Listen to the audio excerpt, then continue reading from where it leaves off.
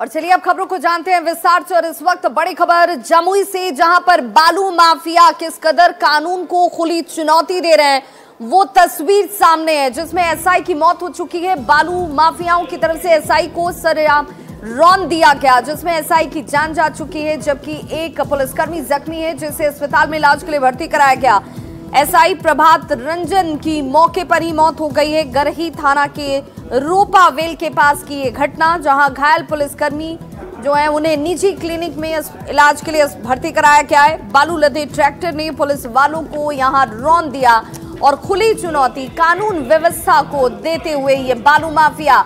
सवाल ये कि बालू माफियाओं को कानून का डर नहीं है, खौफ नहीं है, और कैसे वो कानून वालों को ही सीधे तौर पर अब खुली चुनौती देते नजर आ रहे हैं। और ये कोई पहली घटना नहीं है, इससे पहले भी कई जिलों से इस तरह की घटनाएं सामने आ चुकी हैं, जहां पर पुलिस वालों को बालू माफियाओं ने रौंदा है, उन्हें निशाना बनाया है। तो जमुई से यह बड़ी खबर, जहां बालू माफियाओं की तरफ से पुलिस वालों को रौंदा गया, जिसमें एसआई प्रभात रंजन की मौके पर ही मौत हो चुकी है।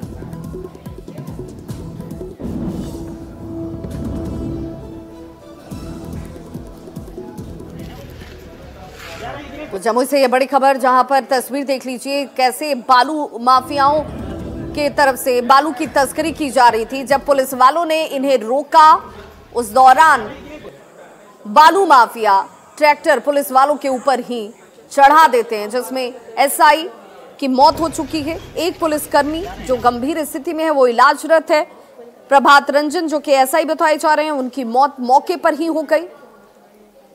और हमारे सहयोगी केसी कुंदन इस वक्त ज्यादा जानकारी के साथ फोन लाइन पर जुड़ चुके हैं। केसी कुंदन, अब इन बालू माफियाओं के ऊपर कार्रवाई के तौर पर क्या किया जा रहा है?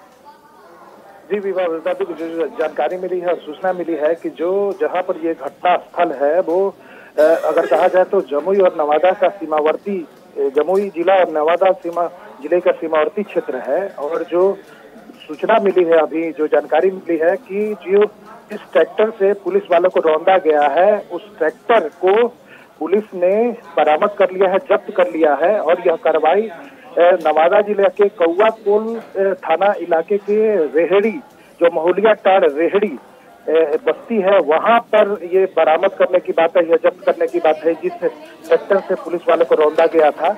और इसे पुलिस ने अभी यही अपडेट मिली है कि इसे जब्त कर लिया गया है गरही पुलिस के द्वारा। और उस इलाके में एसपी के निर्देश के बाद पूरे इलाके में जो बालू खनन के खिलाफ कार्रवाई तेज कर दी गई है। और हालांकि ये भी जानकारी मिल रही है कि जो ट्रैक्टर चला रहा था, जो शख्स ट्रैक्टर चला रहा था, उसका नाम कृष्णा बताया जा रहा है। हालांकि ये आधिकारिक रूप से पुष्टि नहीं हुई है, वो अभी फरार है। लेकिन जो जानकारी मिली है, केसी कुंदन, जिस वक्त ये कार्रवाई की जा रही थी, पुलिस वालों ने इन ट्रैक्टर वालों को रोका था, कितने लोगों की मौजूदगी थी, कौन लोग ये हैं, क्या स्थानीय स्तर पर कोई जानकारी मिल पाई है? जी विवाह बता दूं कि जो जहां पर ये घटना घटी है वो सुनसान इलाका है। और वहां पर अगर कहा जाए तो किसी का रहना या बास या दुकान वगैरह नहीं पड़ता है। और जिस तरह से ये जानकारी लेने की कोशिश की गई पुलिस के द्वारा कि आप मतलब कैसे ये घटना घटी, तो पुलिस अभी आधिकारिक रूप से कुछ भी बोलने से अभी बच रही है, नहीं कह रही है। लेकिन जो जानकारी है उसके अनुसार ट्रैक्टर पर अवैध बालू जा रहा था, सूचना मिली थी गरही थाना को, जिसके बाद जो गश्ती टीम थी पुलिस के द्वारा, पुलिस की गश्ती टीम थी, वो ट्रैक्टर को रोकने की कोशिश की, उसको रोकने का हाथ दिया गया पुलिस वालों के द्वारा। लेकिन जो ट्रैक्टर चालक था वो पुलिस को रौंदते हुए वो आगे फरार हो गया, भाग गया मौके से। जी विवाह, बिल्कुल, बहुत बहुत शुक्रिया केसी कुंदन इस जानकारी के लिए। तो देखिए ये तस्वीरें इस वक्त गरही थाना के रूपावेल में यह हादसा। और सवाल कई हैं कि क्या पहले जो संरक्षण है प्रशासन का वो हासिल होता है इन बालू माफियाओं को, और उसके बाद इनका दुस्साहस देखिए किस कदर बढ़ जाता है कि ये कानून को ही खुली चुनौती देने लगते हैं। ये कोई पहली घटना नहीं है, इससे पहले भी छपरा के अगर घटना को देख लीजिए, जमुई की इस घटना के पहले छपरा, आरा, तमाम ऐसे जिले हैं जहां पर बालू माफियाओं ने सीधे तौर पर पुलिस वालों को ही जान से मारने का प्रयास किया और दी ये तस्वीरें इस वक्त जमुई की। तो जमुई से बड़ी खबर, जहां बालू माफियाओं की तरफ से पुलिस वालों को खुली चुनौती दी जाती हुई, और सवाल ये कि क्या स्थानीय तौर पर ऐसे जो बालू माफिया हैं उन्हें पहले संरक्षण मिलता है, उसके बाद इनका दुस्साहस बढ़ता है और उसके बाद ये पुलिस वालों को ही अपने निशाने पर लेना शुरू कर देते हैं। जब इन्हें रोका जाता है बालू लदे ट्रैक्टर से पुलिस वालों के रौंदने की ये तस्वीरें सचमुच परेशान करने वाली हैं। आम लोग इसे लेकर अब तक शिकायत कर रहे थे। उनका ये कहना था कि बालू माफिया अवैध तरीके से बालू के खनन में जुड़े हुए हैं और बालू के जरिए ही यहाँ पर जो करोड़ों का राजस्व का चूना है वो सरकार को तो लगाया जा रहा है। आम जनता इससे जब सवालों के तौर पर पुलिस वालों के सामने रखती है तो कार्रवाई नहीं की जाती, बालू माफियाओं को इनका डर नहीं होता। लेकिन अब सीधे तौर पर पुलिस वालों को ही निशाने पर लेते हुए ये बालू माफिया, कैसे इन पर लगाम लगेगी, कैसे इन्हें रोका जाएगा, ये बड़ा सवाल इस वक्त। कार्रवाई होनी जरूरी है, क्योंकि अगर कानून का खौफ ही इनके ऊपर से खत्म हो गया तो फिर आम जनता कैसे अपने आप को सुरक्षित महसूस करेगी। बालू लदे ट्रैक्टर ने पुलिस वाले को ही रौंद दिया, जिसमें एसआई प्रभात रंजन की मौत हो चुकी है।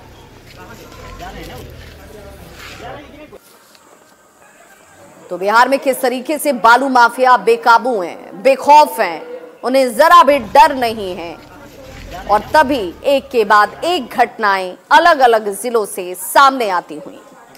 भगवानपुर खजूरी गांव के एसआई जिनकी मौत हो चुकी है, गरही के रोपावेल की ये घटना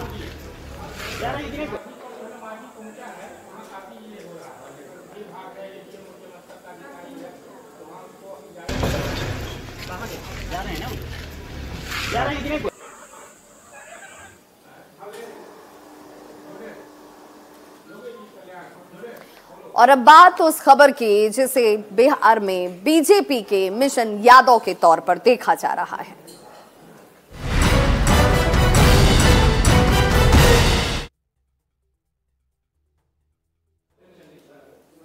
और बीजेपी ने अब अपनी एक अलग रणनीति तैयार कर ली, एक अलग स्ट्रैटेजी के साथ बीजेपी इस वक्त जातीय गणना की रिपोर्ट के सामने आने के बाद उस तरफ तैयारी में जुट गई है, जिसमें यादव वोट बैंक को अपने पाले में लाने का प्रयास बीजेपी की तरफ से शुरू कर दिया गया है और इसे उसी वोट बैंक में सेंधमारी के तौर पर देखा जा रहा है। ये बताया जा रहा है कि आज जब बापू सभागार में सम्मेलन का आयोजन और उनमें यादव जाति से आने वाले वोटर्स को साथ जोड़ने की कोशिश की जा रही है, उस स्ट्रेटेजी का हिस्सा है जिसमें जातीय गणना की रिपोर्ट में यादवों की संख्या को सबसे ज्यादा बताया गया था और अब उसी वोट बैंक को अपने साथ बीजेपी जोड़ना चाहती है, जिससे उसके वोट बैंक में 3 से 4% का इजाफा होगा।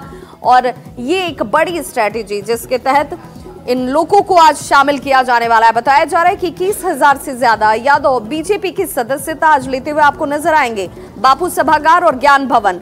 यहां पर गोवर्धन पूजा महोत्सव आयोजित बीजेपी की तरफ से की गई है। बीजेपी के यदुवंशी सम्मेलन में बड़ी संख्या में यदुवंशी समाज के लोग जो हैं वो शामिल होने वाले हैं। केंद्रीय गृह राज्य मंत्री नित्यानंद राय की अगर बात कर लें, प्रदेश अध्यक्ष सम्राट चौधरी की बात कर लें, तो यादव समाज के लोगों को बीजेपी की सदस्यता दिलाते हुए नजर आएंगे। तो गोवर्धन पूजा पर बीजेपी का ये यदुवंशी सम्मेलन और इसके पीछे की खास रणनीति, खास स्ट्रेटेजी जिस तरफ बीजेपी इस वक्त आगे बढ़ रही है, आरजेडी को अपनी जो ताकत है यादव समाज को अपने साथ रखने की, उस यादव समाज में सेंधमारी का प्रयास बीजेपी कर रही है। और यादव सम्मेलन पहली बार बीजेपी की तरफ से बिहार में इस वक्त होता हुआ नित्यानंद राय की अगुवाई में यह सम्मेलन किया जा रहा है और गोवर्धन पूजा के मौके पर यादव सम्मेलन के जरिए यादवों को बीजेपी अपने साथ जोड़ना चाहती है। आरजेडी को अपनी ताकत बीजेपी की तरफ से दिखाने का प्रयास के तौर पर भी इस सम्मेलन को देखा जा रहा है कि उनके साथ हर तबके के लोग हैं, हर जाति का वोट बैंक उनके साथ है और जो आपकी स्ट्रेटेजी, आपकी ताकत रही है, जो आपका कोर वोटर रहा है, उस कोर वोटर को हम अपने साथ जोड़ रहे हैं। गोवर्धन पूजा के अवसर पर भाजपा ने आरजेडी के एमवाई समीकरण में सेंध लगाने की बड़ी तैयारी की है।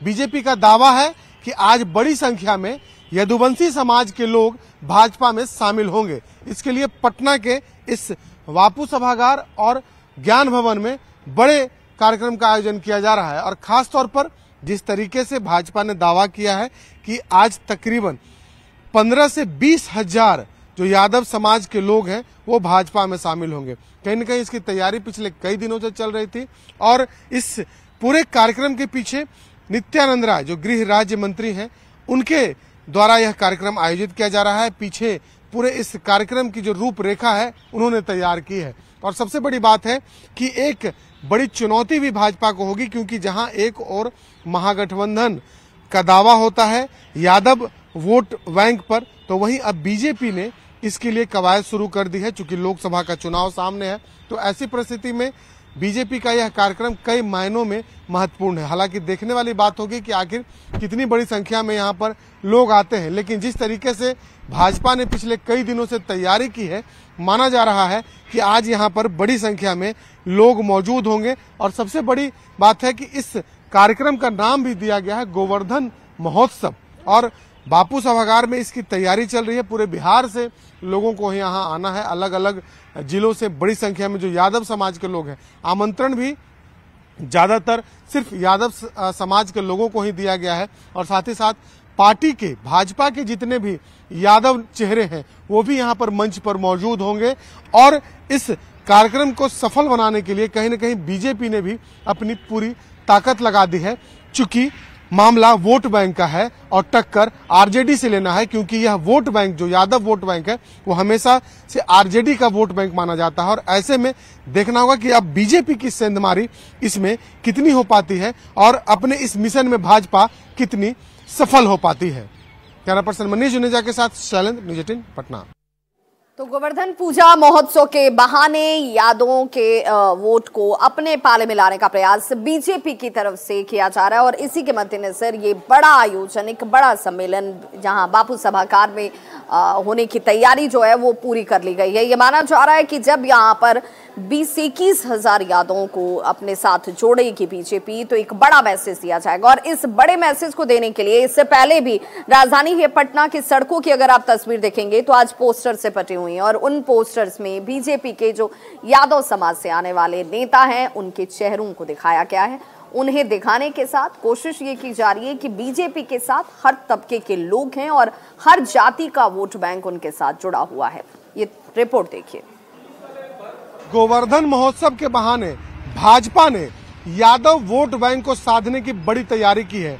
कार्यक्रम बापू सभागार में है, बड़ी संख्या में लोग वहां पर शामिल होंगे, लिहाजा तैयारी भी बड़ी है। और देखिए पटना के हर चौक चौराहे पर इस तरीके के पोस्टर आपको मिलेंगे और खास करके इन पोस्टरों में हर जगह सिर्फ जो यादव समाज के नेता हैं भाजपा में उनकी तस्वीर आपको दिखाई पड़ेगी।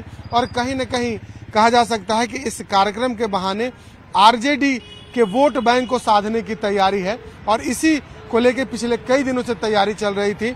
और पटना के अलग अलग चौराहे पर इस तरीके के जो पोस्टर हैं वो आपको दिखाई पड़ेंगे, क्योंकि आज कार्यक्रम है, लोग भी पहुंचने शुरू हो चुके हैं।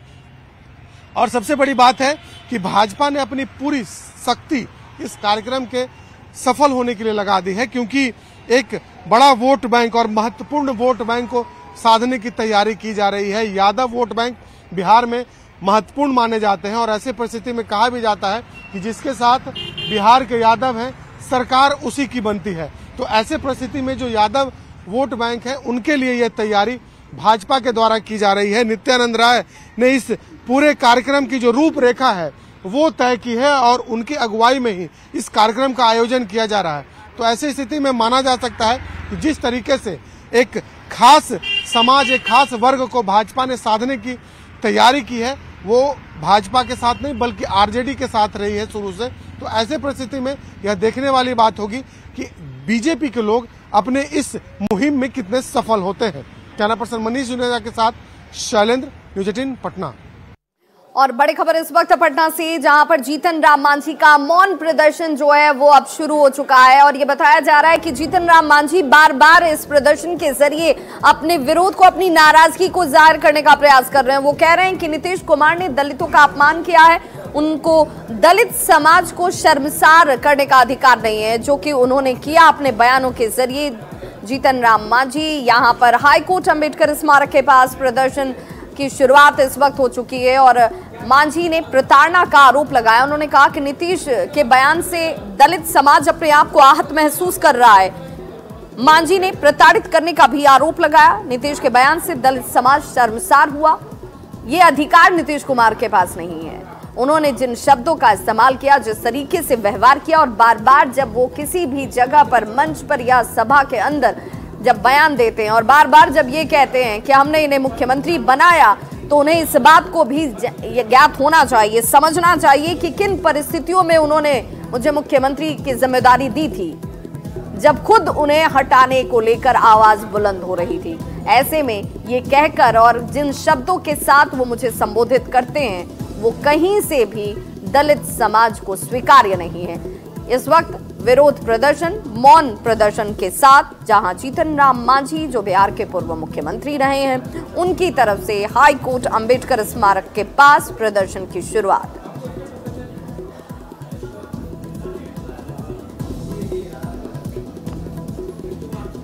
तो जब से बिहार विधानसभा के अंदर नीतीश कुमार ने जीतन राम मांझी को लेकर अपने बातों को रखा और उन्होंने बार बार इस बात को जिक्र किया कि इन्हें मुख्यमंत्री बनाना उनकी सबसे बड़ी मूर्खता थी, बेवकूफी थी, उस पर जीतन राम मांझी अपनी नाराजगी लगातार जाहिर कर रहे हैं।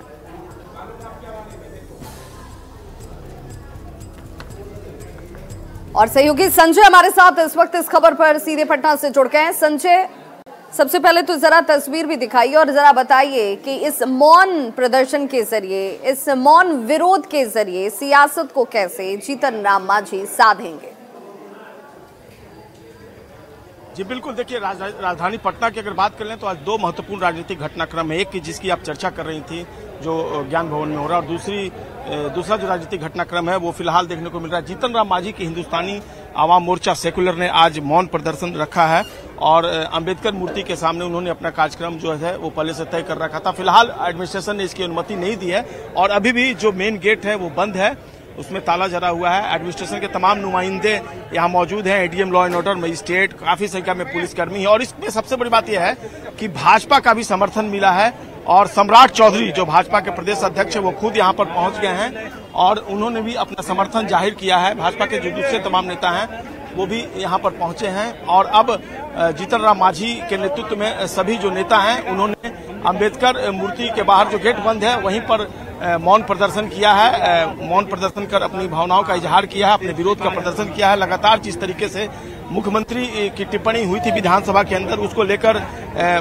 जो जीतन राम मांझी हैं वो जगह जगह घूमकर अपनी भावनाओं का इजहार कर रहे हैं। उन्होंने कहा कि एक दलित समाज के नेता को अपमानित किया गया है, महिलाओं को भी अपमानित किया गया है। और पिछले दिनों आपने देखा कि प्रधानमंत्री नरेंद्र मोदी इस पर दुख जाहिर किया था और उसके बाद आज भाजपा के नेता जो है वो जीतन राम मांझी के समर्थन यहाँ पर पहुंचे हैं। यह तस्वीर पटना हाई कोर्ट के पास जो अंबेडकर मूर्ति है वहाँ दिखाई, हम आपको दिखा पा रहे हैं। सम्राट चौधरी भी तस्वीर में नजर आ रहे हैं और मीडिया का एक बड़ा हुजूम जो है इसको कवरेज करने के लिए यहाँ पर पहुंचा हुआ है।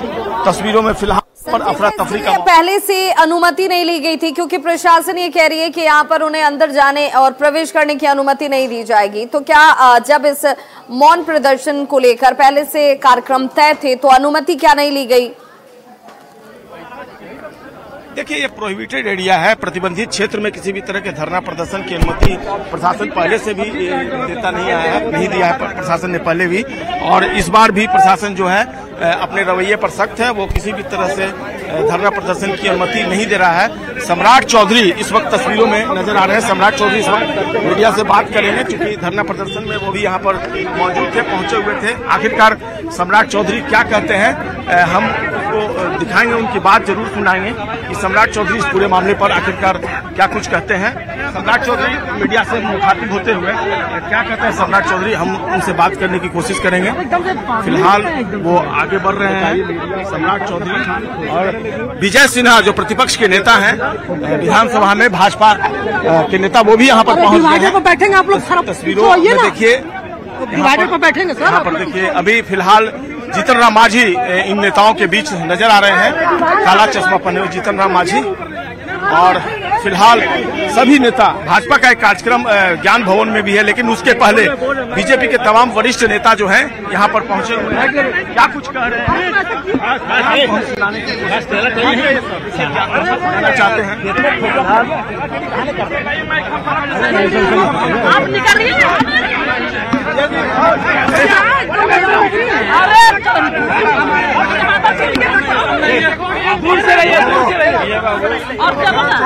प्रतिबंधित इलाका, प्रतिबंधित क्षेत्र जहां पर किसी तरह के विरोध प्रदर्शन की अनुमति नहीं है, लेकिन जीतन राम मांझी के साथ साथ बीजेपी के तमाम जो बड़े नेता हैं, चाहे वो नेता प्रतिपक्ष विजय सिन्हा हो, प्रदेश अध्यक्ष सम्राट चौधरी हो, सभी लोगों की मौजूदगी आपको नजर आ रही होगी। आप इधर देखिए, हम लोगों ने बाबा भीमराव अम्बेडकर जो हम लोगों के भगवान हैं, उन पर माल्यार्पण मौन धारण करके करना चाहते थे। उनको बताना चाहते थे, ये हम लोगों के भगवान आप अनुसूचित जाति, जनजाति और महिलाओं के लिए क्या क्या न किए हैं, क्या क्या न लिखे हैं, ये और संविधान भी बनाए हैं। संविधान में महिलाओं और अनुसूचित जाति को विशेष अधिकार देने का काम किया है, लेकिन वर्तमान में माननीय नीतीश कुमार जो बिहार के मुख्यमंत्री हैं, वो महिलाओं के बारे में कितना अपशब्द और शर्मनाक बातें कही विधानसभा में। तो बिहार के पूर्व मुख्यमंत्री जीतन राम मांझी को आप सुन रहे थे, जिन्होंने सीधे तौर पर कहा कि यहाँ पर अनुसूचित जाति, जनजाति, दलितों, पिछड़ों और महिलाओं का अपमान किया जा रहा है। बिहार सरकार उनके साथ जिस तरीके का आचरण कर रही है, जो व्यवहार कर रही है, जिन शब्दों का इस्तेमाल कर रही है, उसे सब समाज स्वीकार नहीं करेगा और इसीलिए अपनी नाराजगी जाहिर करने के लिए बाबा साहेब भीमराव अम्बेडकर की प्रतिमा के सामने वो मौन प्रदर्शन करना चाहते थे, लेकिन अनुमति प्रशासन की तरफ से नहीं दी गई। इस बुलेटिन में बस इतना ही।